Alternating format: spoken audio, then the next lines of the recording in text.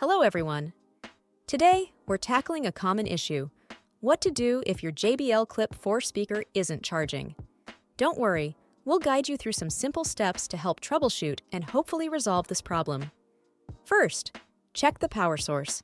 Make sure the outlet you're using is functioning. Plug another device into the same outlet to verify it has power. Second, ensure proper connection. Plug the charging cable securely into the charging port of your JBL. The charging port can sometimes collect dust or debris, so ensure it's clean and clear.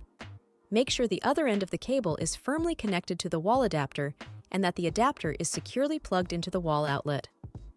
Third, try to reset the speaker.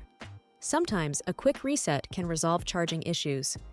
To reset your JBL Clip 4, press and hold the plus and Bluetooth buttons for about 10 seconds until it turns off, then turn it back on. Fourth, check the charging indicator.